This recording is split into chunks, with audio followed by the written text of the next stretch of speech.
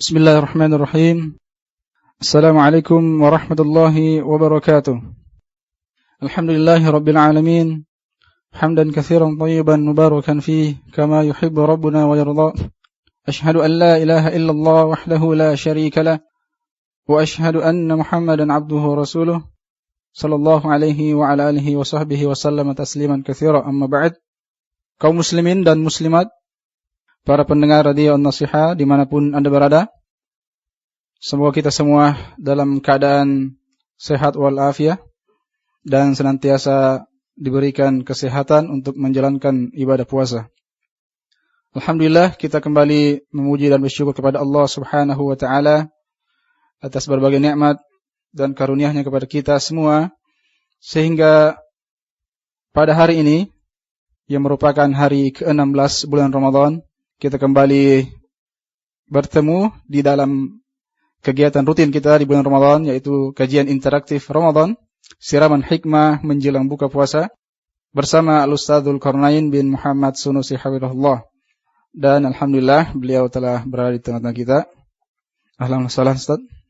Ya, ahlan wa sahlan, barakallahu fikum. Dan semoga Allah memberkahi seluruh pendengar dimanapun berada. Dan semoga Allah Subhanahu wa taala membantu kita semua dalam menjalankan segala aktivitas di bulan Ramadan ini. Baik pendengar sekalian, insyaallah tema kita hari ini akan membahas tentang menggapai pertolongan Allah, renungan dari perang Badar. Jadi kami ulangi bahwa tema kita hari ini menggapai pertolongan Allah, renungan dari perang Badar. Baik pendengar sekalian, marilah kita bersama-sama menyimak tausiah. Oleh itu kepada Al-Ustadz kami persilahkan. Bismillahirrahmanirrahim. Alhamdulillahil qawiyil matin, al-qahiril zahir, al-malikil haqqil mubin. Ahmaduhu hamdash syakirin, wa as'aluhu ma'unatas sabirin. Wa asyhadu an la ilaha illallah wahdahu la syarika lah, ilahul awwalin wal akhirin. Wa asyhadu anna Muhammadan abduhu wa rasuluh, al-mustafa 'alal alamin, al-mansur bi badrin bil malaikatil munzilin. Sallallahu alaihi wa alihi wa ashabihi wa tabi'in lahum bi ihsan ila yaumiddin wa sallama tasliman katsiran, amma ba'd. Pendengar sekalian, kaum muslimin dan muslimat yang saya hormati dan saya muliakan, di bulan Ramadan ini terjadi suatu peperangan yang disebut dengan nama Perang Badar. Dan kejadian ini terjadi di tahun kedua dari bulan Ramadan, atau di tahun kedua dari Hijriyah di bulan Ramadan. Dan perang Badar ini disebut di dalam Al-Quran sebagai Yaumul Furqan. Yaumul Furqan, hari di mana Allah menampakkan dengan sangat jelas perbedaan antara yang hak dan yang batil, dengan diberikannya pertolongan terhadap Rasulullah sallallahu alaihi wasallam dan kaum mukminin. Dan Allah Subhanahu wa taala menghinakan kaum musyrikin. Dimaklumi bahwa sebab peperangan Badar ini adalah sampai kepada Nabi sallallahu alaihi wasallam berita bahwa Abu Sufyan bersama kafilahnya berarah dari Syam menuju ke Mekah.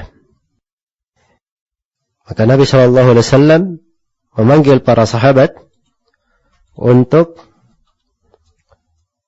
menghadang kafilah Abu Sufyan. Ya. Karena waktu itu Quraisy memerangi Rasulullah sallallahu alaihi wasallam dan para sahabat, dan tidak ada ikatan perjanjian apapun waktu itu antara mereka. Orang-orang Quraisy telah mengusir Nabi dan para sahabat dari negeri mereka, dari harta-harta mereka. Dan dimaklumi bagaimana perbuatan orang-orang kafir Quraisy. Maka Nabi sallallahu alaihi wasallam dan para sahabat dalam jumlah 300 belasan orang keluar menghadang kafilah Abu Sufyan. Dan di tengah pasukan hanya ada 70 orang dari Muhajirin dan selebihnya dari kalangan Al-Ansar yang yang menunggangi kuda cuma 2 orang, dan yang berkendaraan unta 70 orang. Mereka keluar bukan untuk perang, tapi keluar untuk menghadang kafilah Abu Sufyan. Maka mendengar hal tersebut, Abu Sufyan pun berteriak dan menyeru memohon pertolongan dari orang-orang Quraisy.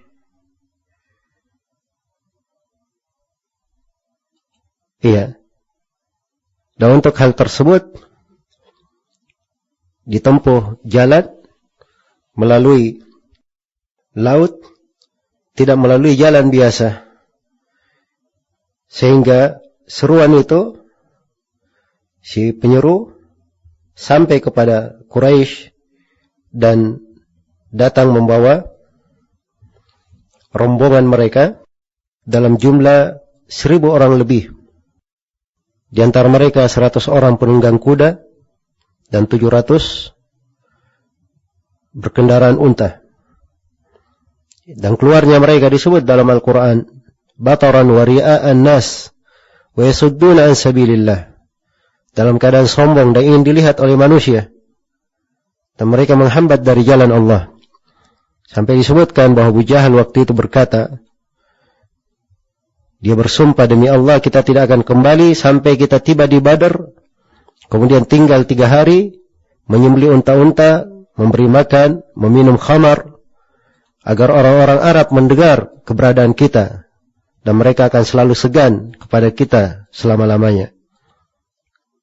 Maka begitu Rasulullah SAW mendengar kedatangan Quraisy dengan pasukan sedemikian banyak, maka Nabi SAW meminta pertimbangan kepada para sahabat. Dan subhanallah, tampak keberadaan orang-orang yang beriman di sisi Nabi mereka. Bagaimana kekuatan iman, keyakinan terhadap pertolongan Allah, dan kesetiaan mendampingi Rasulullah sallallahu alaihi wasallam. Dan dimaklumi terjadilah perang Badar. Jumlah kaum muslimin yang hanya 300 belasan orang menghadapi 1400-an atau 1000-an orang, dan Allah Subhanahu wa taala memuliakan kaum muslimin dengan pertolongan, memuliakan mereka dengan pertolongan.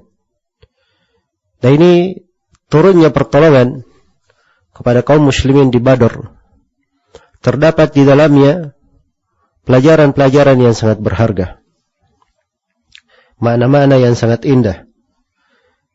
Hal tersebut diterangkan di dalam Al-Quranul Karim. Allah Subhanahu wa taala menguraikan kejadian perang Badar ini di sebuah surah dibaca di dalam Al-Quran, yaitu di surah Al-Anfal. Dan terdapat di dalam surah pelajaran-pelajaran yang berharga terhadap umat Islam. Bagaimana perang Badar itu, dan apa wejangan-wejangan dan firman Allah kepada mereka yang dengannya mereka memperoleh pertolongan di sisi Allah Subhanahu wa taala. Sebab yang paling pertama, dan ini disebut di awal surah dan diterangkan di berbagai tempat di dalam surah, adalah keimanan kepada Allah Subhanahu wa taala. Karena keimanan mereka, keimanan dengan sebenar-benar keimanan, dan ini adalah sumber pertolongan. Dengan keimanan akan terbuka segala kebaikan untuk hamba, dan akan turun pertolongan Allah Subhanahu wa taala itu. Iya. Dan jangan sekali-sekali ada yang mengharap pertolongan tanpa ia membenahi dan memperbaiki keimanannya kepada Allah Subhanahu wa taala, tanpa meluruskan tauhidnya, mengikhlaskan niatnya. Semua ini dari keimanan, dari mana tauhid, dari mana ketulusan yang hendaknya dijaga oleh seorang muslim dan muslimah agar supaya pertolongan Allah Subhanahu wa taala selalu berpihak kepadanya, selalu menyertainya dimanapun ia berada. Allah Subhanahu wa taala berfirman, wa'adallahu alladhina amanu minkum wa amilus salihat la yastakhlifannahum fil ardi kama istakhlafa alladhina min qablihim wa la yumakkinanna lahum dinahum alladhi irtada lahum wa la yubaddilannahum min ba'di khawfihim amna ya'budunani la yushrikuna bi syai'a. Allah Subhanahu wa taala berfirman, Allah telah menjanjikan kepada orang-orang yang beriman di antara kalian dan kepada orang-orang yang beramal salih. Perhatikan janjinya terhadap orang yang beriman di antara kalian dan beramal salih. Sungguh kami akan menjadikan mereka sebagai khalifah di atas muka bumi, sebagai yang menguasai bumi, sebagaimana orang-orang sebelum mereka telah dijadikan khalifah yang menguasai bumi. Dan sungguh Allah akan mengukuhkan agama mereka, agama yang Allah ridhai untuk mereka. Dan sungguh Allah akan mengganti rasa takut mereka dengan keamanan. Perhatikan 3 janji. Mereka akan dijadikan penguasa, khalifah, dikukuhkan agama mereka, dan akan diberikan keamanan, tidak ada rasa takut. Ya. Dan ini di awal ayat telah disebutkan untuk orang yang beriman dan beramal salih. Dan di akhir ayat diterangkan, ya'budunani la yushrikuna bi syai'a. Mereka beribadah hanya kepadaku dan tidak berbuat kesyirikan terhadapku dengan sesuatu apapun. Maka ini syarat keimanan, bersih dari kesyirikan. Ini adalah sebab turunnya pertolongan. Itu sebab kebaikan di sebuah negeri. Apabila terwujud keimanan ini, maka akan berlimpah ruah kebaikan di tengah negeri tersebut. Walau anna ahlal qura amanu wattaqau lafatahna alaihim barakatim minas sama'.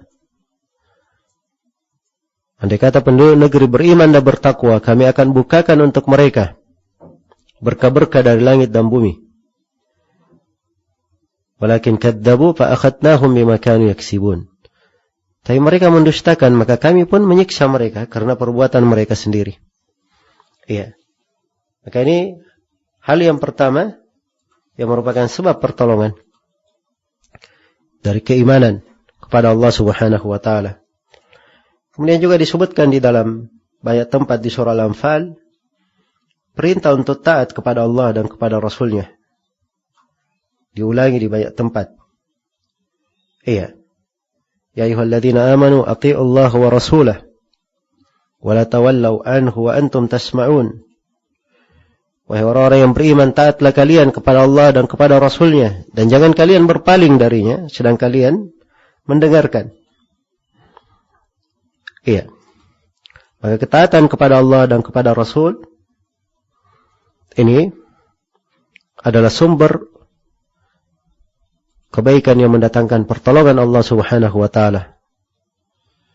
Allah Subhanahu wa taala tidak akan melantarkan siapa yang taat kepadanya dan selalu menjalankan perintah Rasulnya sallallahu alaihi wasallam.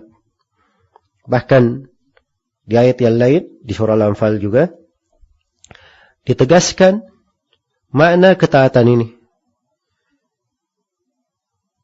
Makna seorang istijabah terhadap perintah Allah dan perintah Rasulnya, bahwa itu adalah kehidupan yang hakiki, membawa seorang hamba kepada hakikat dari kehidupannya. Allah berfirman, ya ayyuhalladzina amanu istajibu lillahi walirrasuli idza da'akum lima yuhyikum wa'lamu anna Allaha yahulu bainal mar'i wa qalbihi wa annahu ilaihi tuhsyarun. Wahai orang yang beriman, istijabalah kalian terhadap Allah dan terhadap Rasulnya apabila Allah memanggil kalian kepada hal yang menghidupkan kalian. Subhanallah. Segala tuntunan dan syariat yang Allah syariatkan untuk kita, itu adalah hal yang menghidupkan kita sendiri. Siapa yang berpaling darinya, maka artinya dia telah menelantarkan kehidupannya. Dia sendiri yang menggolongkan dirinya ke dalam bangkai-bangkai, kepada mayat-mayat. Dan di ayat yang lain Allah berfirman, "Awaman kana maitan fa ahyainahu wa ja'alna lahu nuran yamshi bihi fin nasi, kaman mathaluhu fid dhulumati laysa bi kharijin minha." Apakah orang yang tadinya dia mayat, kemudian kami hidupkan dia, lalu kami jadikan untuknya cahaya, dia berjalan dengannya. Inilah orang yang beriman, istijabah kepada Allah, kepada Rasulnya, mempelajari agama. Iya, maka Allah menghidupkannya. Dan ini tidak sama dengan orang yang selalu berada di dalam kegelapan, tetap berada di dalam kegelapan. Tidak dia menempuh jalan-jalan keimanan, tidak dia mempelajari agama. Ini orang yang berada dalam kegelapan, tidak mau keluar darinya. Maka perhatikan dan renungi ayat yang agung ini. Ya ayyuhalladzina amanu istajibu lillahi walir rasul idza da'akum lima yuhyikum. Wahai orang-orang yang beriman, istijabalah, jawablah Allah dan Rasulnya apabila dia memanggil kalian kepada hal yang menghidupkan kalian. Perintah agama itu adalah kehidupan untuk kita sendiri. Ya. Kemudian juga di antara sebab turunnya pertolongan, Allah Subhanahu wa taala berfirman, "Ya ayyuhalladzina amanu in tattaqullaha yaj'al lakum furqana wa yukaffir ankum sayyi'atikum wa yaghfir lakum wallahu dzul fadlil 'adzim." Wahai orang-orang yang beriman, kalau kalian bertakwa kepada Allah, Allah akan jadikan untuk kalian furqan. Allah akan jadikan untuk kalian pembeda. Dan Allah akan gugurkan kesalahan-kesalahan kalian dan mengampuni dosa-dosa kalian. Dan sesungguhnya Allah Maha memiliki keutamaan yang besar. Ini diantara perintah Allah Subhanahu wa taala kepada kaum mukminin di surah Al-Anfal ini, supaya seorang yang beriman itu bertakwa kepada Allah. Kalau dia bertakwa, Allah akan berikan untuknya furqan, pembeda. Dia akan mampu membedakan antara yang hak dan yang batil, antara yang keliru dan yang benar. Dan dengannya dia memperoleh pertolongan dari Allah Subhanahu wa taala di atas musuh-musuh. Maka takwa ini adalah hal yang sangat indah. Selain daripada itu, ketakwaan menggugurkan dosa-dosa, menggugurkan kesalahan-kesalahan dan menyebabkan seorang hamba diampuni oleh Allah Subhanahu wa taala. Iya. Dan inilah takwa yang sedang kita raih, yang sedang kita upayakan, dan kita berada dan berjalan menuju kepada ketakwaan ini dan berada di atas ketakwaan ini di bulan Ramadan. Ya, sebab kandungan dari puasa sebagaimana yang telah kita terangkan adalah mengarah kepada makna takwa. Ya ayyuhalladzina amanu kutiba alaikumus siyamu kama kutiba alal ladzina min qablikum la'allakum tattaqun, supaya kalian bertakwa. Kemudian juga dari sebab pertolongan, Allah Subhanahu wa taala berfirman setelah menyebutkan beberapa rincian di perang Badar. Kemudian Allah Subhanahu wa taala menjelaskan, Ya ayyuhalladzina amanu idza laqitum fi'atan fathbutu wadhkurullaha katsiran la'allakum tuflihun wa atii'u Allah wa rasulahu wa la tanaza'u fatafshalu wa tadhhaba rihukum wasbiru innallaha ma'as sabirin. Ya. Allah berfirman, wahai orang-orang yang beriman, kalau kalian menjumpai satu kelompok dari orang kafir, maka tegarlah kalian. Ini antara sebab turunnya pertolongan, harus ada ats-tsabat, ketegaran. Tegar di dalam menjalankan perintah, tegar di dalam meninggalkan larangan, tegar dan meyakini cepatnya pertolongan datang, tegar dalam meyakini turunnya kebaikan dan rahmat dari Allah Subhanahu wa taala. Kaum mukminin diperintah apabila menjumpai suatu pasukan, satu kelompok dari kaum musyrikin dalam perang diperintah untuk ats-tsabat, tegar. Dan di antara makna tegar, apabila antara pasukan kaum muslimin dan orang-orang kafir perbandingannya 1:2 dan dipimpin oleh seorang pemimpin, tidak boleh ada yang mundur. Harus bersabar menghadapi pasukan orang-orang kafir. Dan ini adalah sebab pertolongan yang kuat. Karena itu, ats-tsabat adalah hal yang sangat penting bagi seorang hamba. Suatu ibadah yang agung, yang apabila dijaga dan dipelihara, maka insyaallah ta'ala hal tersebut adalah sumber pertolongan bagi seorang hamba.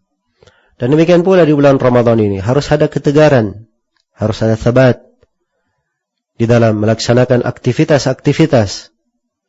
Dan inilah salah satu pendidikan yang agung di bulan yang penuh dengan berkah ini. Iya. Bagaimana seorang memperoleh ats-tsabat, ketegaran jiwa di atas ketaatan, melatih dirinya. 1 bulan penuh ia mendidik diri. Kadang mungkin di awal Ramadan ada kesulitan, keberatan. Tapi bersama dengan perjalanan hari, ia terbiasa dengan hal tersebut. Jiwanya menjadi tenang, menjadi cinta. Nah, ini orang yang paling indah ibadahnya. Berbeda dengan orang yang setiap kali Ramadan sudah mulai menjauh, sudah mulai berada di akhir, jiwanya semakin rindu untuk berpisah dengan Ramadan. Jiwanya semakin malas. Maka ini orang-orang yang tidak mengambil kebaikan dari bulan Ramadan. Adapun seorang mukmin dan mukminah, apabila sudah berada di atas suatu ibadah, terbiasa dengannya, maka dia menemukan kelezatan pada ibadah itu, kecintaan terhadapnya. Iya. Dan di kondisi yang seperti ini, seorang yang melaksanakan ibadah adalah kondisi yang paling afdal, yang lebih baik di dalam mendekatkannya kepada Allah Subhanahu wa taala. Kemudian sebab pertolongan yang lain disebut wadhkurullaha katsiran la'allakum tuflihun.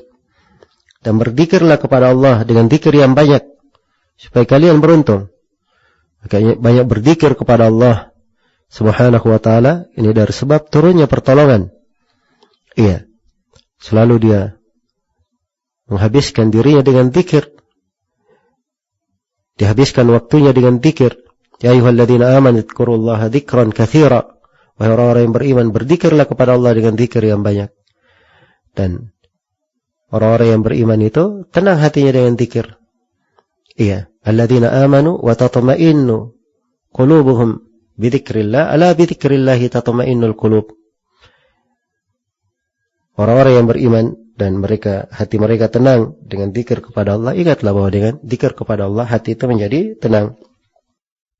Kemudian dikatakan wa ati'ullaha wa rasulah, dan taatlah kepada Allah dan kepada Rasulnya. Diulangi lagi, perintah taat kepada Allah dan kepada Rasulnya. Wala tanaza'u, dan jangan kalian berselisih. Ini dari sebab pertolongan, menjaga persatuan, menjaga kebersamaan, menghindarkan diri dari segala perselisihan dan perpecahan. Bersatu di atas Al-Quran dan Sunnah Rasulullah Sallallahu Alaihi Wasallam. Wala tanaza'u. Sebab kalau ini terjadi di tengah umat, fatafshalu, maka kalian akan menjadi kalah. Wa tadhhaba rihukum, dan hilang kekuatan kalian. Iya. Nah, ini yang kita saksikan dari kelemahan yang menimpa umat, disebabkan karena banyaknya perselisihan di tengah mereka. Banyaknya dari umat yang keluar dari tuntunan Al-Quran dan Sunnah Rasulullah Sallallahu Alaihi Wasallam. Padahal harusnya bersatu di atas Al-Quran dan Sunnah Rasulullah Sallallahu Alaihi Wasallam. Adanya orang-orang yang kaum muslimun, tapi kiblatnya bukan ke Ka'bah, berkiblat ke barat, ke timur, ya, bukan ke umat Islam. Maka ini yang menyebabkan hilangnya kekuatan, lemahnya kaum muslimin, banyaknya turun musibah dan malapetaka. Dan jangan mengharap pertolongan kepada Allah di kondisi yang seperti ini. Kemudian dikatakan di akhir ayat, wasbiru innallaha ma'as sabirin, dan bersabarlah. Sungguhnya Allah bersama orang-orang yang bersabar. Ini juga dari sebab agung dari sebab pertolongan adalah bersabar. Sabar di dalam melaksanakan perintah, sabar dalam meninggalkan larangan, dan sabar dalam menerima ketentuan Allah Subhanahu wa Ta'ala. Kandungan dari surah ini yang menguraikan tentang makna dan sebab-sebab pertolongan ya sangat banyak sekali, dan itu adalah beberapa ayat saya petik dari surah Al-Anfal terkait dengan perang Badar yang di dalamnya terlihat dengan sangat jelas bagaimana seorang hamba itu bisa meraih pertolongan Allah Subhanahu wa Ta'ala. Semoga apa yang kita dengarkan ada manfaatnya untuk seluruh pendengar, dan semoga Allah Subhanahu wa Ta'ala membukakan untuk kita semua pintu-pintu rahmat dan pintu-pintu kebaikannya. Innahu waliyudzalika wal qadiru alaihi wallahu ta'ala alam.